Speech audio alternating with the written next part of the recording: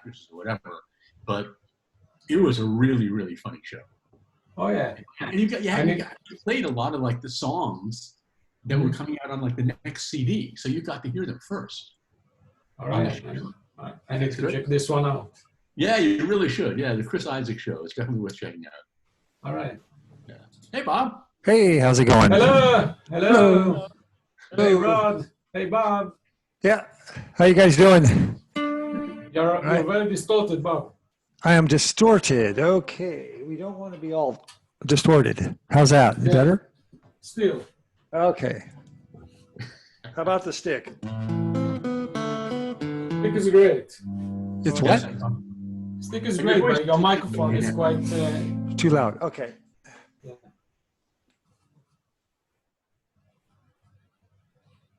Oh, Victor is here. That. Hey, Victor.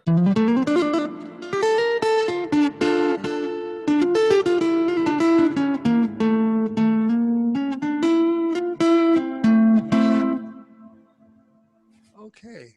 I have a question about Zoom.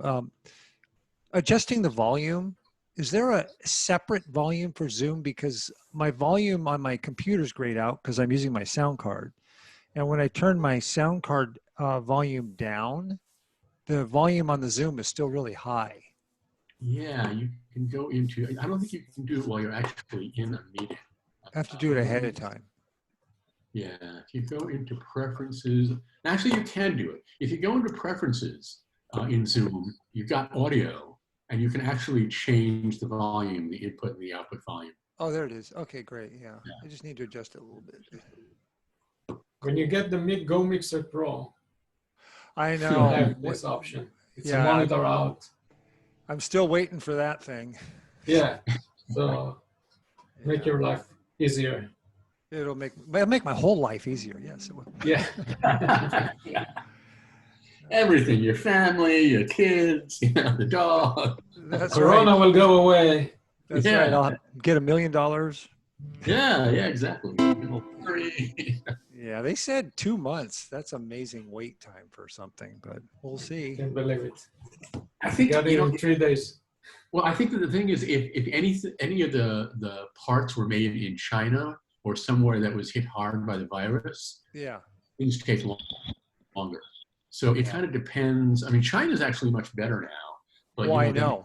It's all over the world. So actually, here it's weird. It's like almost the worst is here. Yeah, I know. United California, Florida.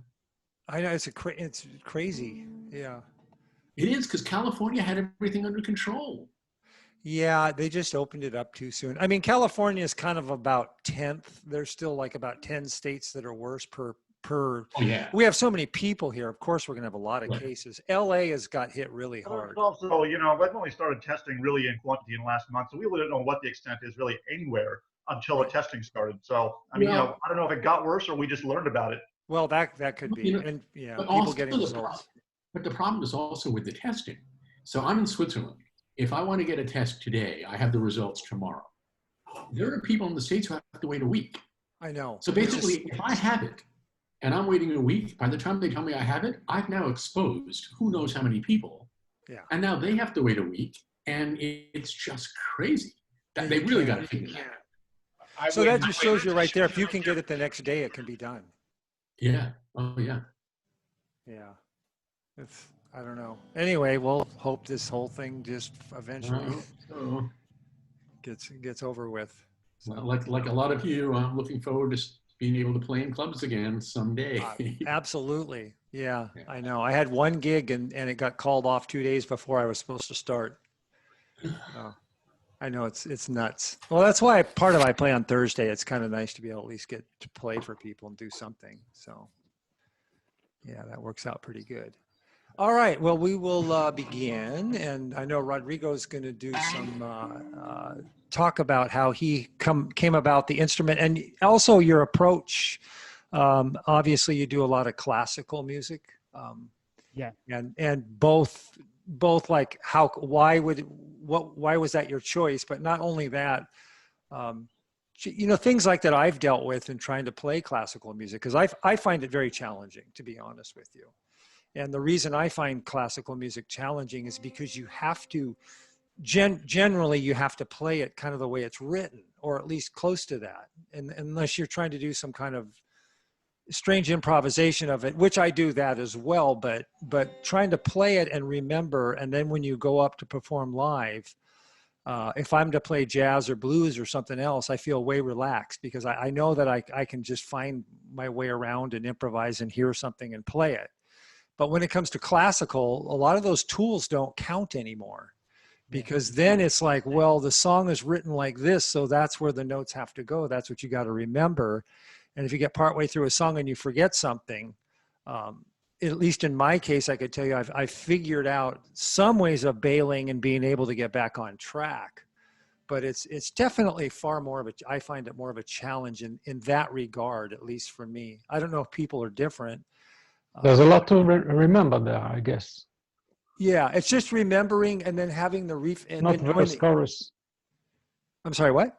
It's not verse, chorus, verse, chorus. No, and it's not only that. It's just that everything has to be played at a certain time. All the certain, every measure is its own entity.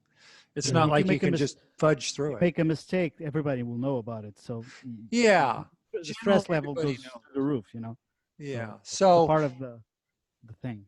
Yeah, and it's part of the challenge. And I think the style of music, and certainly with what you're doing with it, and just in general, the type of music sounds really good on the stick. The stick lends itself, I think, very well to that kind of music. Okay, well, with all that said, go ahead and we'll turn the mic over to you. Can you guys hear me okay? Yeah. Yeah. Well, maybe it's easier if I just tell you a little bit about I've been playing. I just celebrated 5 years with the stick last month, so it's been like a journey from the beginning up to this point of discovering what I want to do with it, with the instrument and with music in general. So the first thing I knew when I fell in love with the stick because I saw your video of While My Guitar Gently Weeps. So that caught my eye, and I never heard about the stick before. So something about it that was all to do about the expression. So the expression was something that really caught my eye, and I thought for the second time in my life. The first time was when I heard the bass, and I became a bass player because I recognized that as an instrument I wanted to play. Second time it happened was watching you.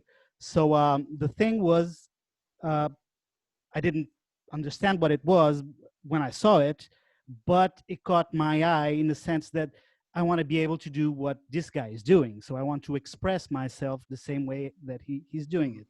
So I started searching for the stick. I was in Austria at the time. I was playing 2 months in a gig there as a bass player, and I had a lot of free time. So I just started, going through the internet. And after a couple of days, I had enough information to call Emmett and ask them for a stick. So I got a railboard at the time, not this one I have here, but so I ordered it. After, in the meantime, I went to Israel and I met Boaz, and I asked him on stick, is there anybody I was touring a lot, so between France and Israel, is there anybody out there that will let me try their stick? So Boaz was kind enough to come and meet me at my hotel and show me the stick he had at the time. So I tried it, and second piece of the puzzle fell in, which is I put my hands on the strings and it felt comfortable. It felt something like something that, in terms of tactile experience, it would be natural for me. So if I do it on a piano or a violin or even a guitar, I can find my way around those instruments. But in terms of tactile experience, it's not the same thing. I know it's not my instrument.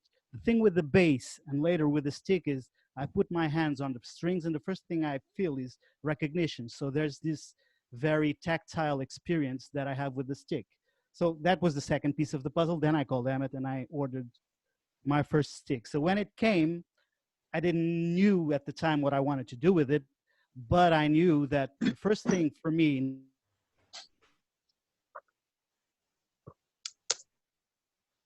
We'll never know what was the first thing.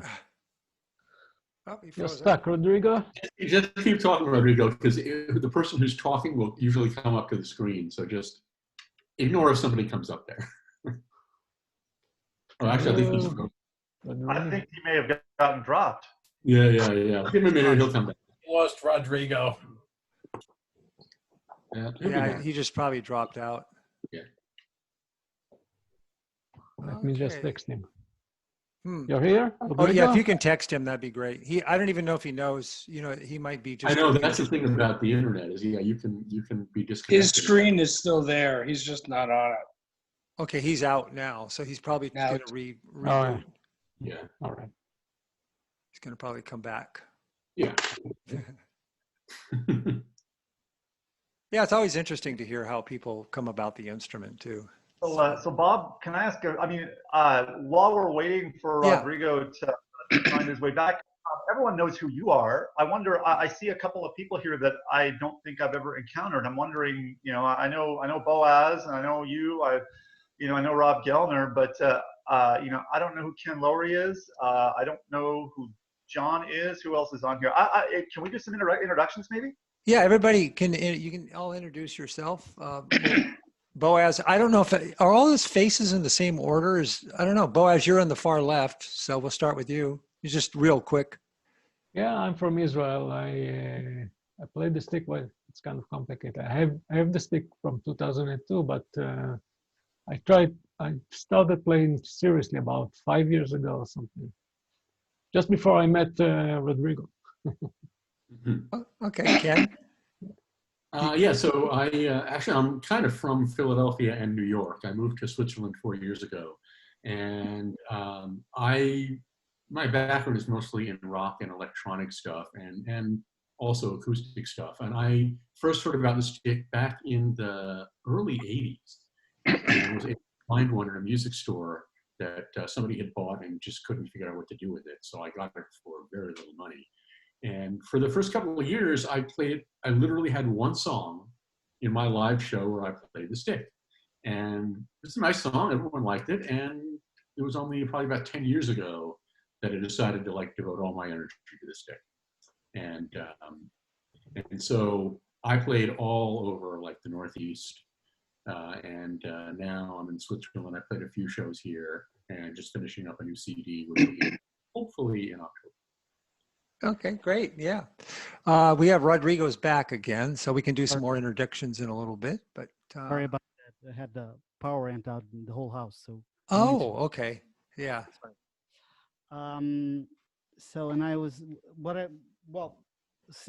picking up on what I was saying. So, I had this idea that the first thing that I wanted to play with it, because being a bass player, there was something that was always out of reach, was playing Bach music. So first thing I got my stick, and the first thing I do is pick the simplest of Bach pieces, which is the Prelude in C, because I knew how to play it on the piano, and I thought it's so simple in terms of sequence, because it's just arpeggios and it's one note at a time. So it will be a cool piece to start with a stick, to learn my way around the instrument and learn the feel of the instrument, the technique, and at the same time where the notes are and all that stuff. So that's the first thing I tried. So after a month, maybe more or less, I was working really hard with the instrument, and I started doing it. So I finished the piece, so I memorized it all.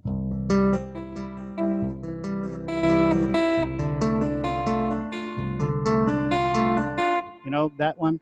So so that was it. For the first month, I had this thing in my mind, which is I have to learn to play the Can you play about a minute of it? Just a little bit of it? Sure. Yeah, just to hear a little bit of the feel. Yeah. I haven't played it in quite a long time. That's okay. So yeah, just a little. Things I haven't played in a long while, so I'll do it, and if I make a mistake, you'll just a little bit of it, not the whole piece.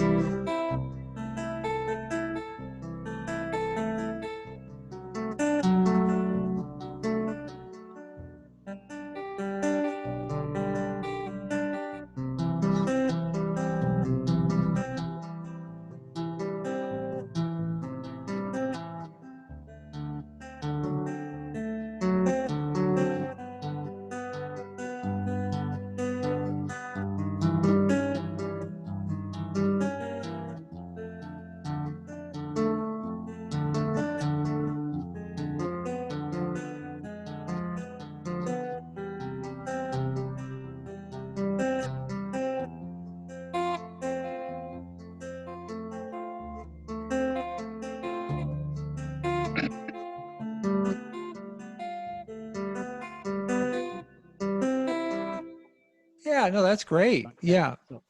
So that was the first step in this long road. So I started working with this one. Then I learned a couple of other songs, starting to arrange for the stick, stuff like.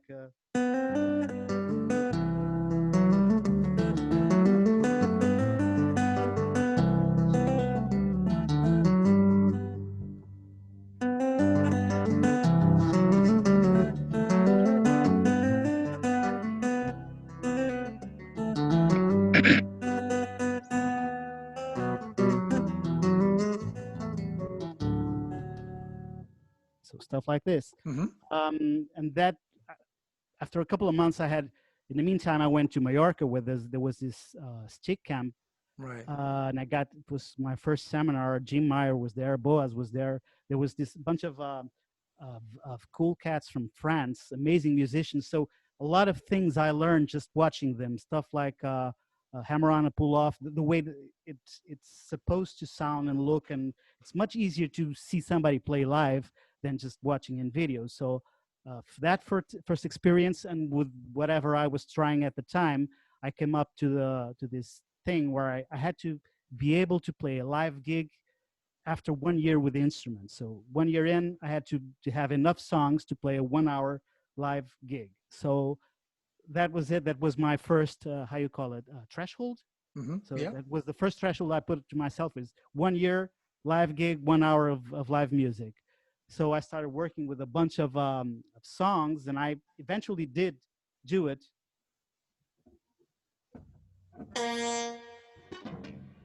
Eventually, I did do it with a railboard, which was the instrument, the one instrument I had at the time. No, it was a black one. This is the second one I have now. But well, I worked so hard that how do you call it? The frets. I worn out the frets of the railboard in 3 years. They were completely worn out, so I had to get a new one. So that's just to show you how much I was playing it. Anyway, after 1 year, I had enough music to play live. And for that second year, I started having this idea of I want to be able to play more than 1 hour, and I want to be able to record a CD. So then, I don't know if you remember, Bob, I had a lesson with you, and you explained me the things the whole thing you do with the scale, the pattern of the scale, whole tone, and then how it repeats itself, and it became like a tremendous tool for me to play between songs. So if I have like a piece that's written, I have all notes written down, but then it helps me to relax if I just pick something and I improvise a little bit with it, and using your visualization of the scales. So all of a sudden, after that 1 hour lesson I had with you, instead of 1 hour gig, I had like 2.5, 3 hours of playing between live, between improvisation and stuff like that. So I started using this a lot too. So just to give you an example, well, music, it's all about repetition, right? So if I pick up some idea, and then I know my way around chords, and then I just repeat the melodic idea, I can make a song, a 3-minute song with just about anything. Like, for example,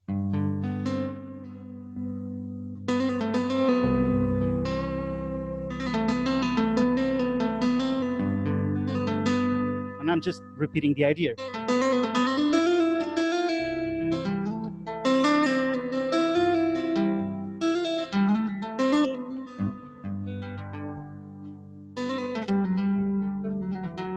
Just the same idea. Yeah.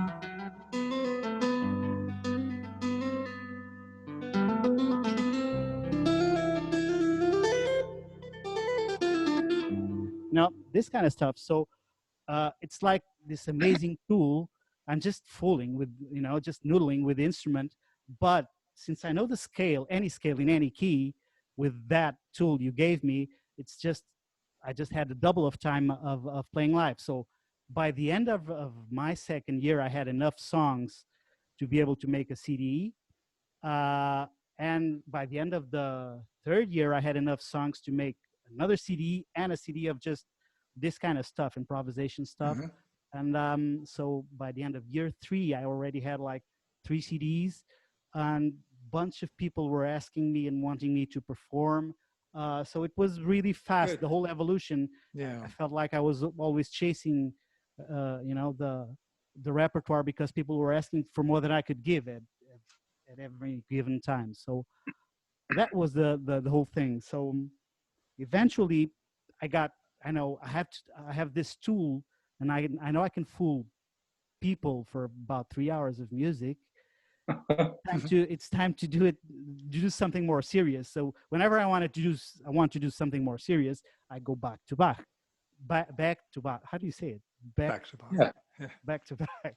Okay, so I decided to put in my mind. I put in my head that I wanted to do the whole cello suite, the first suite, which is about 20-minute music, memorize it and put it to my fingers and record it like a live recording on YouTube, and then release it as a recording also on Spotify and Apple Music and stuff like that.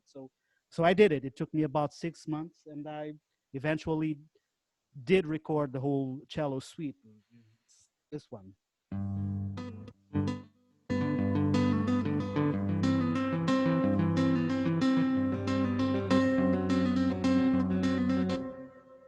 Don't remember anymore, and then I'll explain why I don't remember it.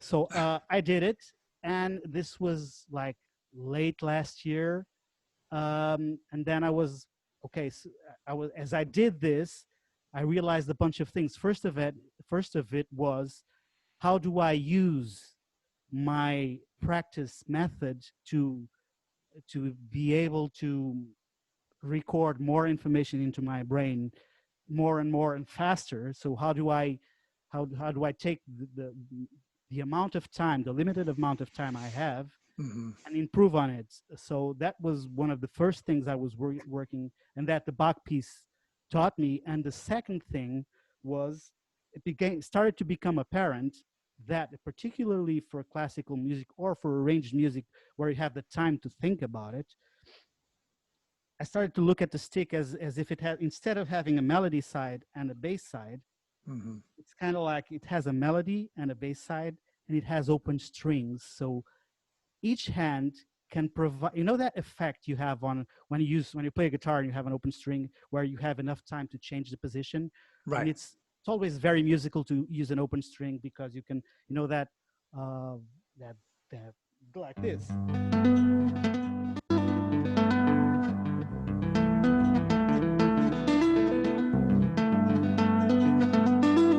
That effect that guitar players use a lot.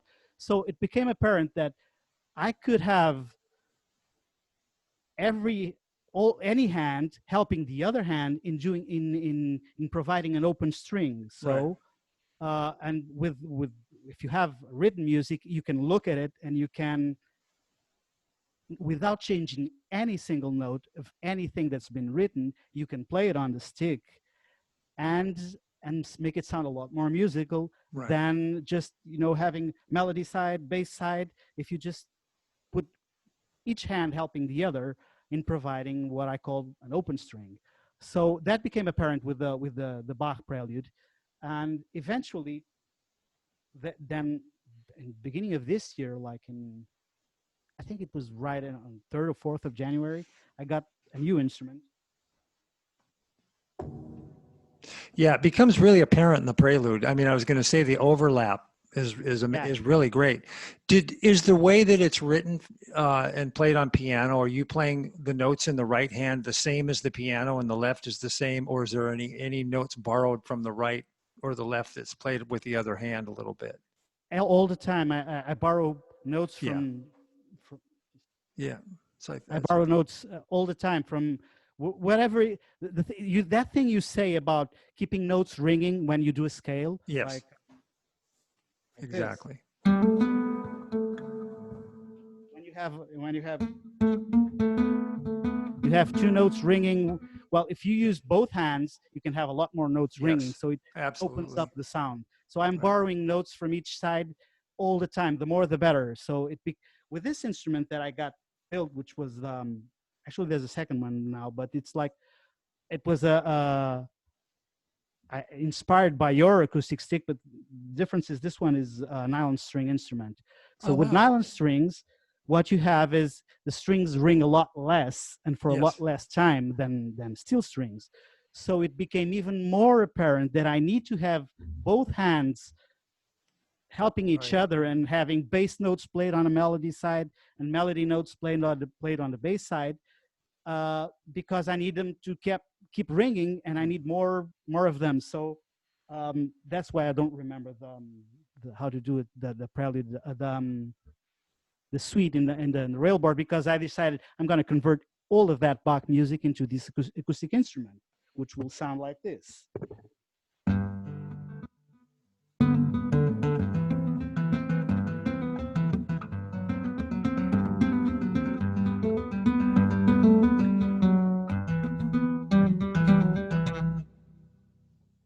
But in the meantime, I had to redo all the fingering, so I'm stuck in the middle, in no man's land, where I don't remember the exact fingerings for that one. I still don't have them on this one. But what's the difference? Is it different tuning or something? No, it's actually the same tuning. The thing is, since I can't get, for example, the D major scale, there's a part where there's a D major scale just coming down. Okay, so that I do it on the railboard and it sounds great. In this instrument, it doesn't. So I need to do this. Oh, so it's an arrangement thing. So I have to rearrange the whole thing, just to have both hands playing, divide the scale between both hands.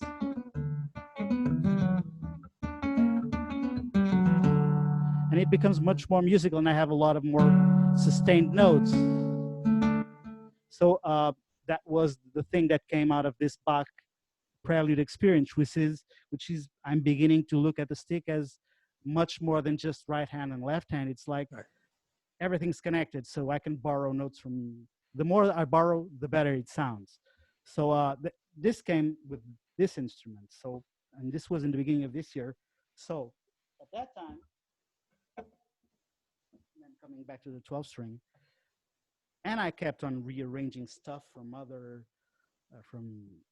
composers, and a lot of music that I just fell in love with, and I kept on digging and finding more composers and more interesting stuff too. Because one thing I did learn is that there is nothing that I haven't listened so far that I couldn't just translate to the stick, without even having.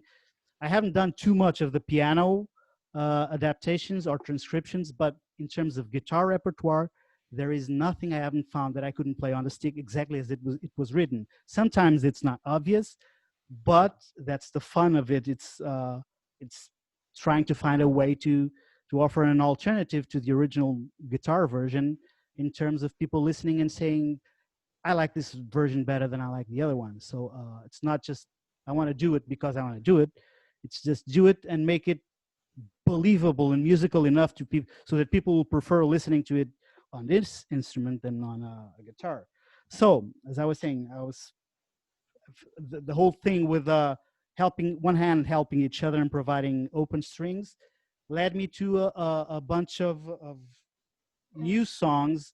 And then we had a pandemic in the middle of February, and by the beginning of March I was seeing, okay, this is going to stop, everything is going to stop, so I'm going to take advantage of whatever's going to happen and rebuild my whole repertoire with new songs, a lot harder than just noodling with a stick, and just build a new repertoire. So that's where I am. I've about 20 new songs I've been working on, completely different stuff from all over the place, using this thing where whenever I can, I just have one hand helping the other. So to give you a few examples, this is one of the latest ones. I still don't know how to play it really well, but you'll see what I mean. So it starts with a descending scale. And then from this point on, everything is, the melody and the harmony is divided between both hands. Let's see if I can do it.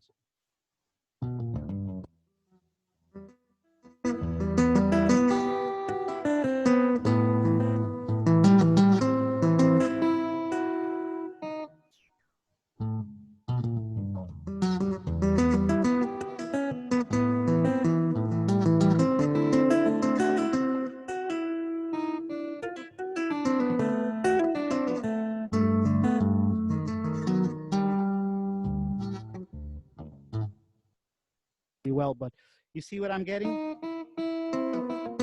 I'm dividing the scale between both hands, so it's becoming more and more natural for me to look at it this way. And what else? So a bunch of songs actually that I've been doing this way. Let's see if I can look at the scores and find one that I really can play. When you divide the scale, are you alternating, or are you doing one and then two notes, or whatever? It depends. Since I have the time, I just try them until I found the solution that's the more musical. So if I have like, let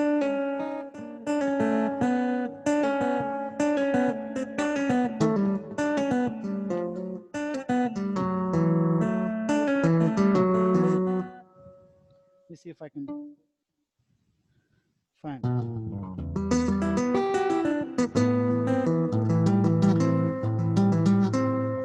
Yeah.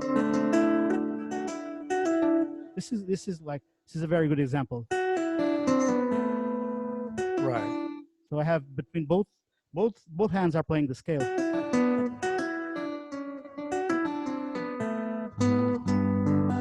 And then the left hand goes back to playing the bass and the chord. So this happens all the time. Yeah. That's really interesting. Have you thought about trying to make it some like a system? Like, I mean, I'm just going to guess, just as an idea. Like, if you were to play like two notes here, I'm just same notes, right? So now I'm going to complete the scale here, and then I go over one. Now the only problem, I'm like, again, I'm just coming up with this off the top of my head, so it's probably not going to really work. It works, but I mean, this hand is having to go like that. So then the next thing in my head would be, well, maybe if I only played one note in the right hand, and then, let's see, these two, then I got to go down here. So I would want to pick it up here. So maybe I play two here, two here. Now one note, right. Okay, so now I'm trying to play this, right? But I'm trying to do it here with overlap. So now that hand has to move. So I'm already running into a little bit of a problem, but what I'm getting at is I think it's really cool what you're doing. But have you ever thought about, like, if I have a scale, maybe there's an actual repeating pattern? Yeah. I see what you're trying to. Probably there is. I haven't looked at it that way since I don't play. I'm not trying to improvise on it. Yeah, I don't yeah. play to have like a visualization of the whole thing in terms of then I can repeat the pattern, whatever. That's what you're saying, right? So yeah, so it's more like you're using the tool when you're composing, and then it's like when I did the fugue, the toccata, and I had to go down. All of a sudden, I had to like play extra notes in the left hand because I was running out on the right hand, kind of a situation, even though it was the same scale. And it sounds like that's what you're doing, except you're adding the idea that if I'm playing two notes in the left and one in the right, and then two in the left and two in the right, and then one in the left and two more in the right, I want the notes all to overlap, but with both hands combined, so you get all that extra sustain. But you're still playing a singular scale when you do it. Exactly. Yeah. No, it's great. It was just something that popped into my head. Every once in a while, I'll throw out an idea. Yeah. I never really felt the need to do it because as I'm adapting to the instrument, I'm thinking of in terms of notes. So I'm not really thinking in terms of a system. I'm thinking, okay, this is the D major scale. So where do I have the notes? Where can I find a way to play them? Right. But with written music, you can actually get along with it and play bass parts and chords and still figure out a place to put one of those notes that will help the other hand. So you have enough time because you just stop and you look at it and you find a solution. With improvised music, you would definitely have to have a system where you can look at the instrument and see the possibilities of this fingering and fitting the scale and still be able to play harmony or whatever. So I haven't gotten to that part. This is all very new, so I haven't really gotten to that No, part. it's great. Great thing to develop. Yeah. So, and then what do I have? So I have like, there's stuff that, for example, you have in your what's you call the San Francisco CD, the one that you played a lot of blues. You know, Yeah, you have one of the songs where you're playing a lot of them over the playing on top of the frets with that muted sound. Yes. Right. So that's something that, as I adapt these songs, I'm always looking for something to learn a new skill. So I have like one song. Barrios wrote this study for playing legato, which for us means hammer-ons and pull-offs, and where I can actually use this song to practice on my hammer-ons and pull-offs, and at the same time practice where do I want to play on top of the fret with a muted sound, and having one hand coming out of it, the other hand staying on it, and so having both hands express themselves differently, but still keeping all this, each hand helping each other. So, for example, there's this song.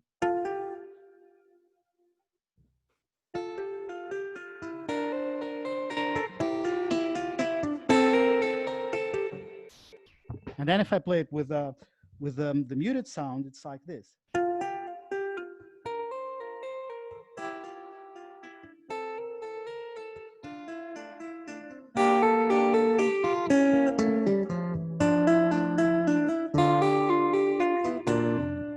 So there's the advantage of playing pre-composed music or classical music or whatever you want to call it, allows me to find the space to work on some techniques that if I'm just composing or doing whatever, it becomes natural to me with the instrument. I'm back to the same noodling thing that I know how to do, but then I go back to the same, I don't get out of there. So classical music gives me the ability to expand on and go into territory that is not really natural for me. So this was one. There's another one with, it's how you call it?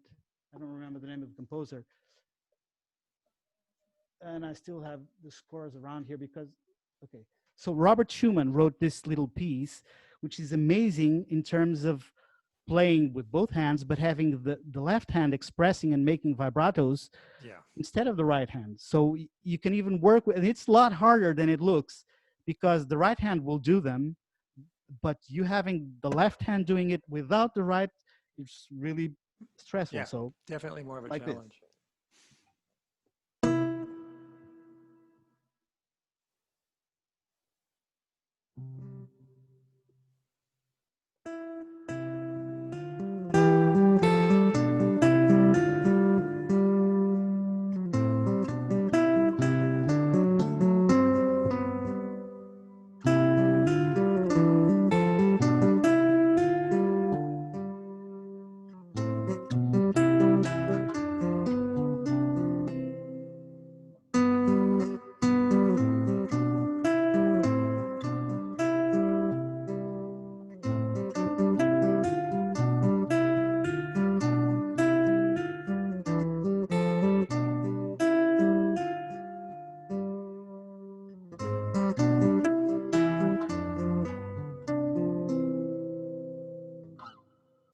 So that's nice. another song, using a song to develop something in terms of techniques, of getting better at it.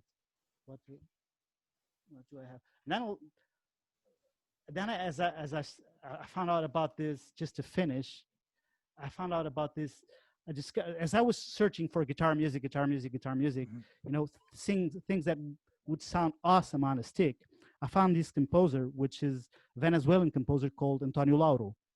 And when you listen to his work, he's like, the first thing that comes to mind is like, whoa. And the second thing is, how the hell is he putting so many notes and so much information on a single guitar? Because the guitar is a very limited instrument in terms of keys, in terms of how many notes are you able to play with it. So it sounds like a stick, but with the sound of acoustic guitar. So, and then I fell in love with his work, and I went after it. So, and it becomes it makes me a whole lot more better as a stick player and as a composer to analyze what these kind of maestros do and what they did for their instruments, because it opens so many doors for us as players in an instrument that doesn't have much of a repertoire. Much like the guitar before Segovia, it didn't have that much repertoire. He had to adapt. Most of what Segovia played was adapted. So particularly the classics. So that's what I've been doing, which is trying to find music that brings me to some places that I would never have gone if I were left alone with compose your own stuff and do whatever it comes to you. So I don't know if I can play it, but it's the latest video I did, which is really, it's the hardest piece I've played on the stick.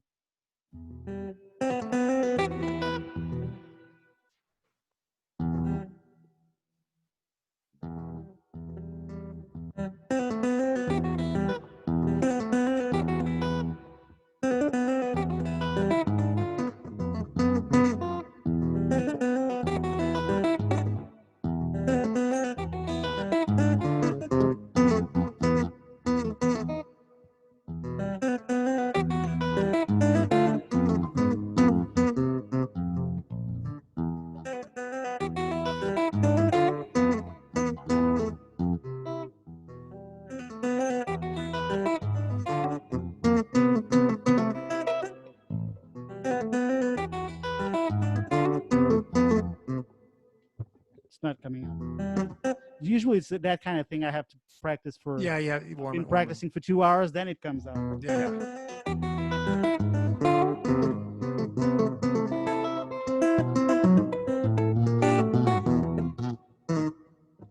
No, I can hear it though. Could you send me a link to the composer? I would like that too. Yeah. Yeah, I can yes, or write it down. If you go to the video, are you talking about Natalia? Yeah, Natalia. Yeah, if you search for the video Natalia, it has the name of the composer right after it. So it's what's the video? It's the video I sent you. I think a video. If you just go on YouTube. The one that you were doing. It has the got it. Yeah, got it. so it's the title of the song is, if you just go on YouTube and you write Rodrigo Stick, you'll find my channel, and you write Natalia or the latest video, and you have the composer name. Yeah, I heard the video. Yeah, the video is great. Yeah, no, it sounds it's wonderful. And the funny thing, now it's just going on a tangent. I did a video. It took me. I worked on that song for a very, very long time to be able to make a video. And one of the first answers I got, it's from Natalia herself.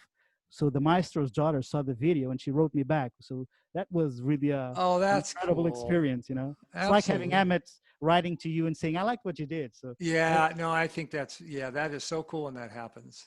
Yeah. So that's where I'm at. I'm now polishing these songs and trying to come up with something to make a new album with much more serious music than before, and something that really comes after my own taste. So I don't really have a plan. I never did. The only thing I have is like follow the music. The music tells you where to go.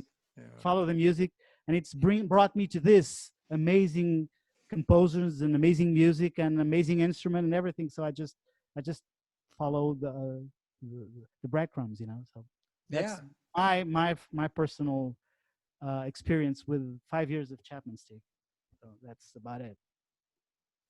No, it's really, that's great. I mean, what you've been doing, and you know, the thing you had mentioned about in classical music, or at least we should say composed music, that if you learn some composed songs, then you're learning how to play certain things that get you out of that box that you get stuck in sometimes if you're just spending all your time writing or improvising, because you start having to follow those kinds of things. And I found that very useful.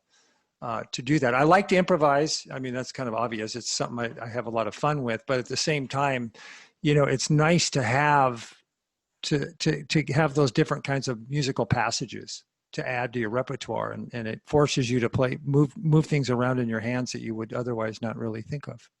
Exactly. So, do you want to play a tune for us before you? Sure, I can try. As I told you, the tunes I knew, I haven't played them in months. Yeah, any tune, anything, whatever you want to. Yeah, just pick a. Try and see if I can pick one of the easiest. Yeah, something that you like playing.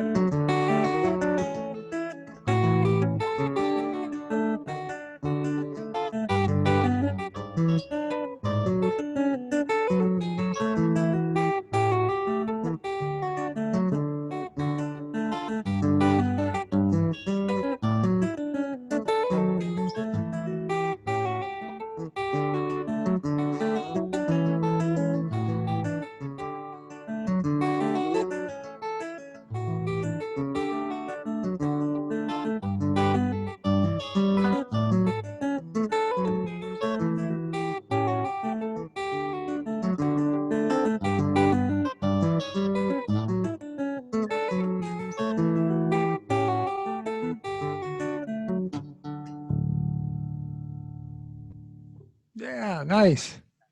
Very good. Okay, so Yeah. that's it's a Mexican song, a popular song. Oh, with really? an arrangement from another one of the great classical guitar masters.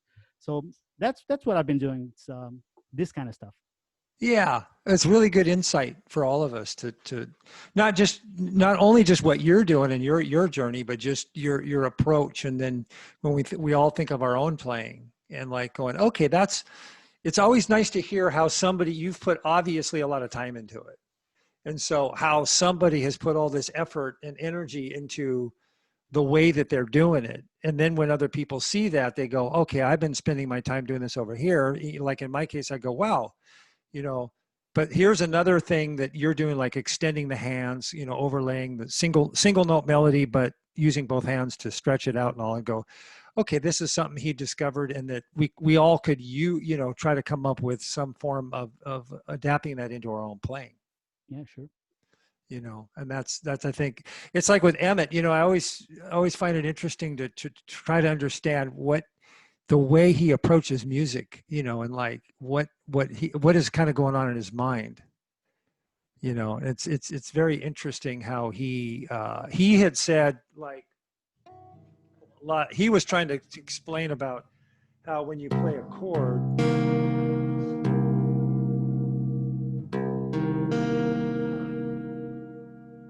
let's just say like a minor chord, minor 7 chord, and he'd be playing a figure. And then if you went to a chord like, say,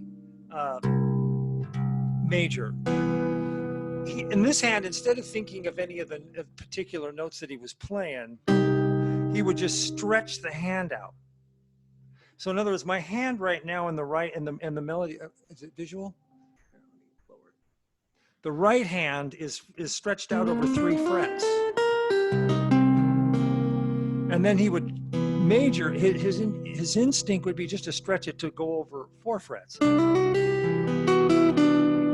And then if a note moved here, he would follow the movement of that note.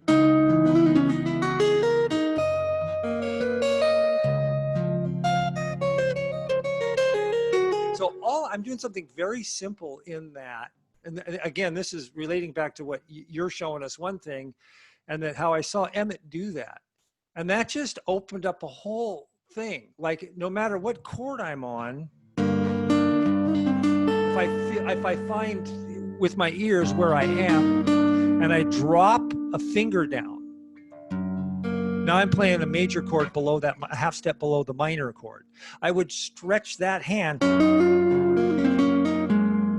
That's all I'm doing. I'm not trying to figure out what key I'm in. I'm not trying to analyze the names of the chords. I'm just hearing my hands move around. Now that's a 3-note stretch. See, do you follow how that works? So that's another way of, that's something that Emmett was talking about when he plays, and that a lot of times he'll play a thing, he'll play a figure,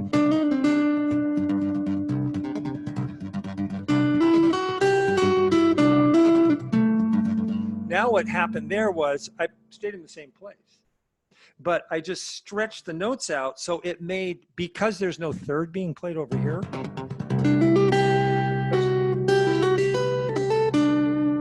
I reached for one more fret and it made the whole thing sound major. So that's using it again over another figure. So that's something he did. Back to what your development, that was the thing when I was saying, that's interesting that, and I had thought of something similar, but if you could play a scale, like I was talking about earlier, find out where I'm at, that note's gonna have to go there. See, wait a minute, oops. Gotta find it here. It has to go there. But let's say I don't, now I can play the whole scale like that. But there's a wrong note there. But instead of trying to force my hand to go like this, I want to have something that goes like that. So what would be the missing? I'm figuring this out in front with you guys just on the top of my head. So now if I don't play this note, it's there. And now I finish it there. So let's see how that would work. Okay, so here's one octave of a scale with two hands playing it. So the methodology is going to be a whole step here, one note here, and then finish it in the right hand. So let's see where that takes us. So now,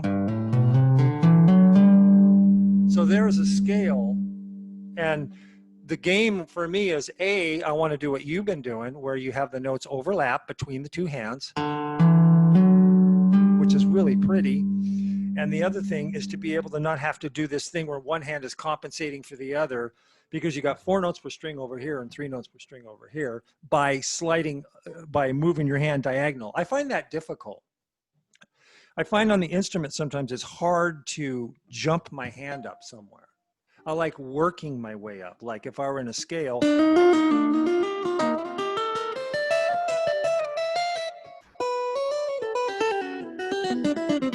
I like working my way around the instrument, but having to jump around, I found that kind of difficult. All right, so let's see.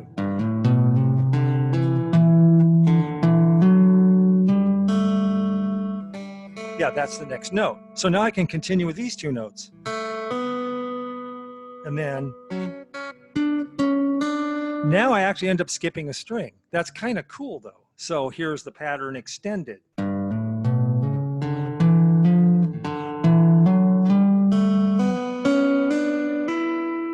Now I came up with a method where I have a whole step here, one note here, and another whole step. So the left hand is, the right hand is that. So now I'm starting to piece 2 parts together. So let me see if I can play a little quicker. Okay. Let's see.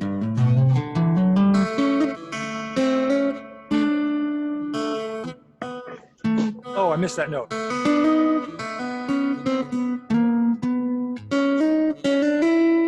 Oh, okay.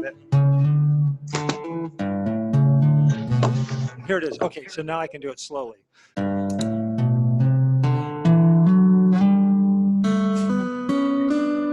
it is.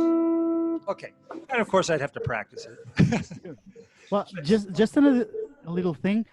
It's particularly more beautiful, or there's a bigger difference when you play descending scales, because usually when you play them in the right hand, there's less overlap than when you play it going up.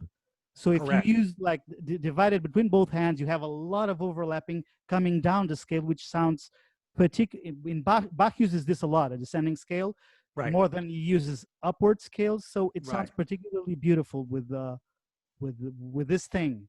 So just FYI. Yeah, I agree. And when you come down, there is one. I'll show you a trick in the right hand you can do to help with that. But generally, yeah, if you're playing 3 notes, there's no overlap there. Of course, there isn't going up, but there is a slight difference. There, no matter how good you get at timing the notes coming down, there's going to be a slightly larger gap between the notes coming down than there is going up. Because that, when I play this note, it's instant, its sound is instantaneously killing off that note right at that very moment. That's why you get that almost seamless, but you come down, you can just hear that little bit of a gap between the two. So that's right. So what you're saying is if you're doing it between the two hands, then so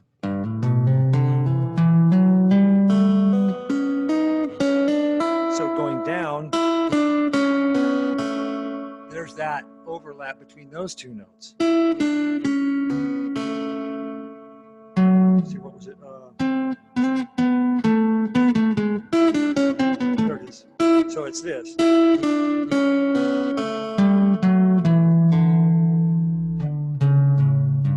Oh, there it is.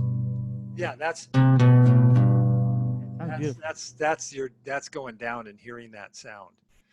So yeah, that's a really good point, that it helps a lot for the descending. Now, one thing in the right hand, doesn't have anything to do with both hands, but when I descend, it's easy to talk about that overlap, but going up. But going down, you can do the same thing. You have to leave this finger down. So there's that overlap.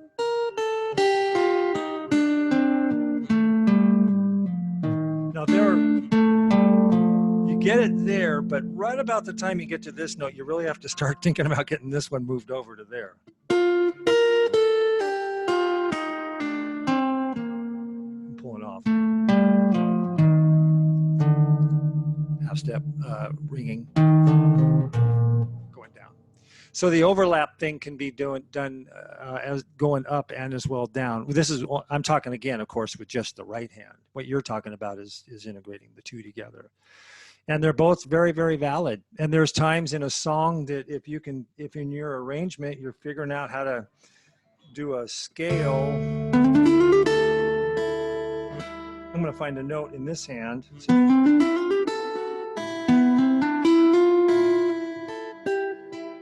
that note. So, okay. So I would maybe extend this line and then these notes. Okay, this is just a different thing, but I'm playing 3 notes over here and 3 notes here, and then adding to it. So now, if that's a thing,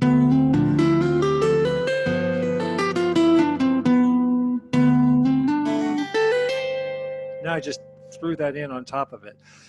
And again, it depends on what you're trying to play. When I did that, I had this neat scale going up or coming down if I went backwards, but then I lose the bass. Is that wrong? No, it's just a different way of playing it. So there are times you'll lose your left hand to try to play the 2 rights, but again, or you can you can try to reach for it, but generally, yeah, I just remember something. There's, in terms of keeping the design, the figure, the geometric figure of a major or minor chord in the left hand, the 9th and the 6th are just, it's like an open string. They're really easy to grab. So this is C major, right? Right. So this is with the 9th. If I had to have something.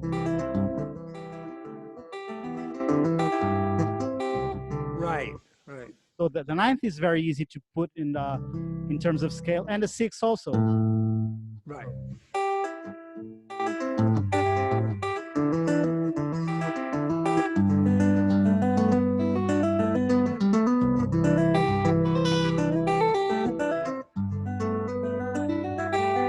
So this kind of stuff, it's really easy to continue thinking in terms of geometry of the chord in the left hand.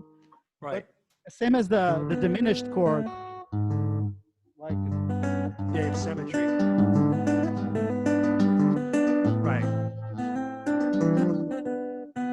Again, 9 or the 6, minor 6. So this is, it's not that hard to have those notes from the scale on the left hand, leaving the right one. It ends up functioning like an open string. As I said, it's like Right. Right.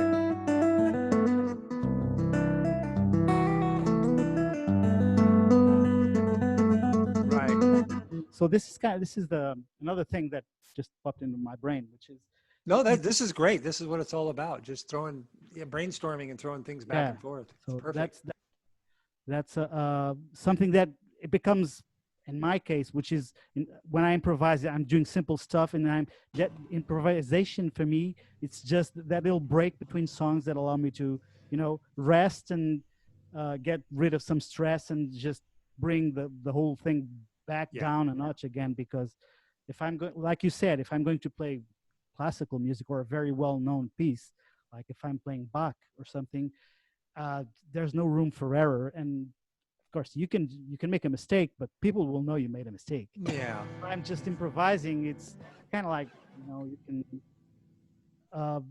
it's or if it's an original tune, I can play an original tune and I have ways of getting out of mistakes, and it doesn't really sound bad. But if you make a bad mistake with Bach, then it's like the whole orchestra stops and looks at you and what the hell have you just Yeah, and it's usually people don't care, but it is interesting, and I think part of the reason, the main reason that happens is because if it's a piece somebody's heard, their brain is already expecting certain notes ahead of where you're at.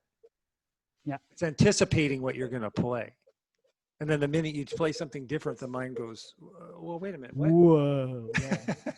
It wasn't supposed to happen there.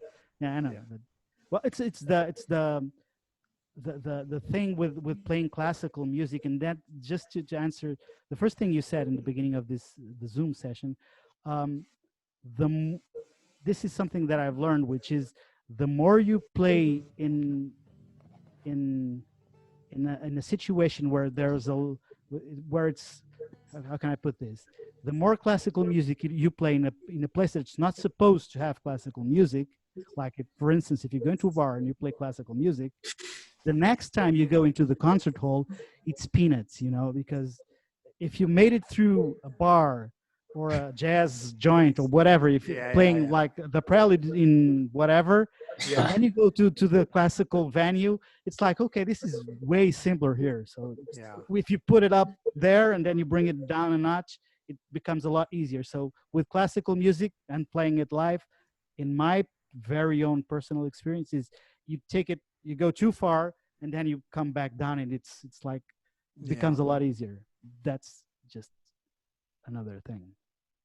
Yeah, no, there's lots of methods for, and like you said, the noodling or the improvising is a great way to relax. Go ahead. I forgot the name of the instrument, the acoustic.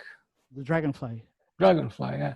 When you're working on a new piece, how do you decide which instrument you're going to learn it on, or you're trying both? It depends on what I want to hear, So if I'm playing, for example, Bach, it sounds amazing on this instrument because it's kind of like a mix between a guitar and a lute. So you immediately know Bach sounds great on it. If I'm playing like a Brazilian choro, or if I'm playing some folk songs, I know that steel strings sound better. So it's the same thing. You choose between a steel string guitar or a nylon string guitar, depending on what you want to hear. So that's. But you do play classical on this Chapman Stick. Yeah, but the thing is, I'm trying what is really classical, the classical pieces. I'm converting them all to the acoustic and leaving the Chapman Stick for the more difficult ones, actually, because as much as Bach is difficult, there are some really, really messed up stuff that I want to play, and the stick the main difference between both of them is the acoustic is more forgiving because you don't have, like, if you don't have buzzes, or you don't have if you just don't put the finger right behind the fret on the Chapman Stick, there's noise, right? There's mistake, there's error. On the acoustic, it forgives you all of that because the sound is being amplified out in the box, so not directly on the fretboard, so it's much more forgiving. On the other hand, the Chapman Stick allows you to do stuff that an acoustic instrument just does not, because it has these huge sustain, these huge expression and dynamic level that an acoustic tapping instrument, at least this one with nylon strings, it's more limited in terms of dynamic range. So the stick allows me to do other stuff. So it's like each own instrument allows you to do different stuff. But in the end, it's just the music. It's like, what do you want to hear? Now, do you want it to sound? And then you just pick the instrument that you know will sound better. So that's the bottom line. Like I do between my 12 string has a stick up and the railboard has the R block. I choose the repertoire between both of them according to what I want to hear. So I don't share the repertoire between any of the sticks. So the railboard. They both tuned the same? Sorry? Yeah, they're all tuned the same. They're all tuned the same, but for example, you're on classic tuning? For example, so this is the railboard, and you're on classic tuning, Rod? It's match reciprocal. Match reciprocal. So this is a very simple example. This is I play a lot of Irish songs, so.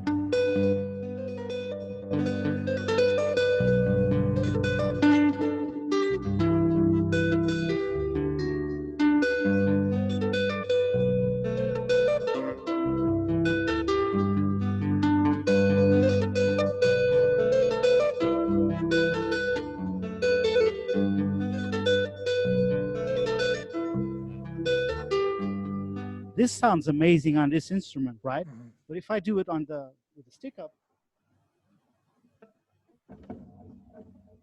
it's less bright and it's more dull, so it won't sound that good. So it sounds like this.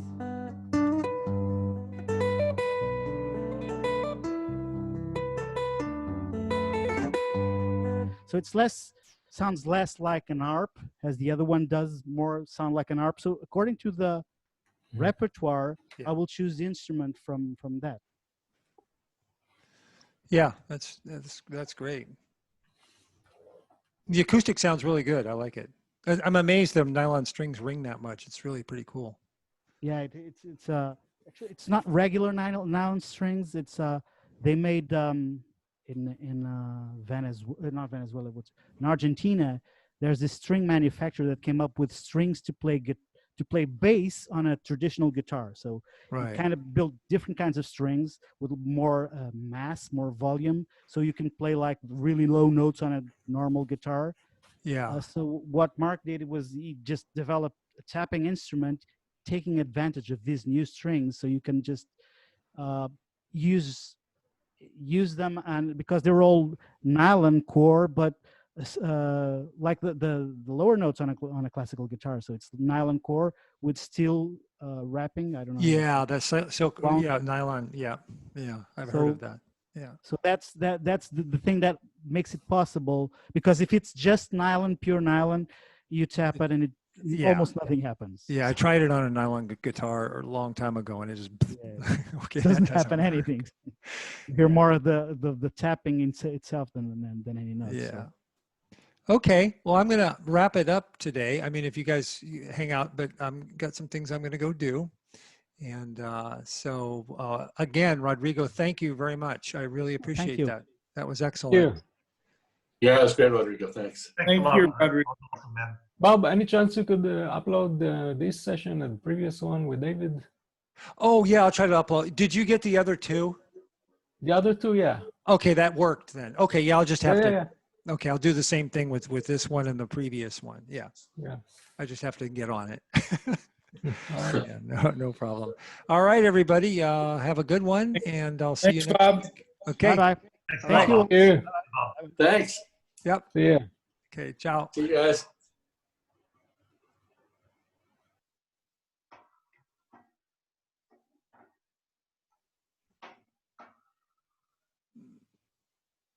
Let's see.